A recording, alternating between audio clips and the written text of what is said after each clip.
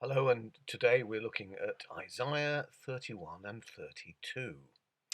Now, the historical background of Isaiah 31 fits the crisis, the great crisis at the end of the 8th century before Christ, when Judah, tiny Judah, um, having watched with horror the way the great superpower of the day, the Assyrians, had devastated and destroyed her northern sister kingdom, Israel, now herself faced the wrath of the Assyrians.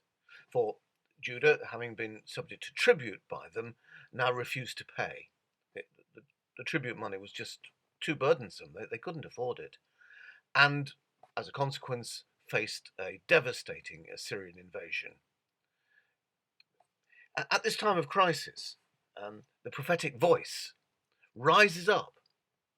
It, it speaks in chapter 31 against trusting in any sort of human power politics, particularly with an alliance with the other great superpower of the day, Egypt, which is not going to be able to help Judah. Rather, it says, turn in repentance to the Lord your God. He will fight to save his people. Now, this this turn in repentance was heard by Hezekiah the king and the people, and indeed, miraculously, as 2 Kings 19 tells us, Judah was in fact delivered. The Assyrian army was um, devastated itself as it besieged Jerusalem by the angel of the Lord. Perhaps this is a figure for a plague or an illness breaking out in the Assyrian camp. And miraculously, unexpectedly, the Assyrians turned away from Jerusalem and didn't return. And there ensued a time of unity and prosperity under Hezekiah and some of his successors. So this was unexpected and miraculous and vindicated the prophetic advice. But chapter 32 is not so easy to locate historically.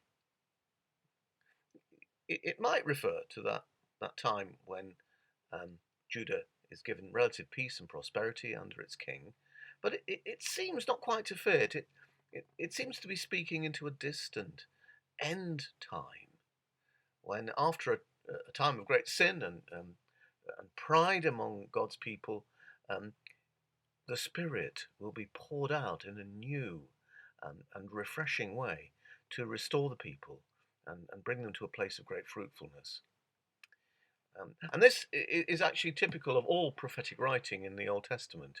It, it can be read against specific historical events, but it's always, as it were, looking beyond itself to a deeper fulfillment, which the fulfillments in the historical period are always partial.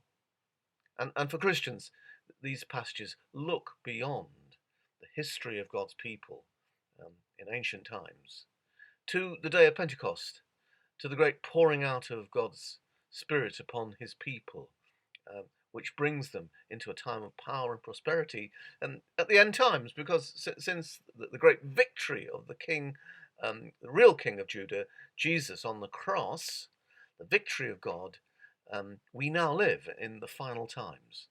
Quite when will it end, we don't know, but we now know we are living in this time when the Spirit has been poured out upon God's people to make us fruitful. That's the power available to us. And then we can look back and see in the delivery of Jerusalem in the 8th century before Christ a type of what God can do now for us in our lives. If we're facing crises, human help will not in the end triumph for us.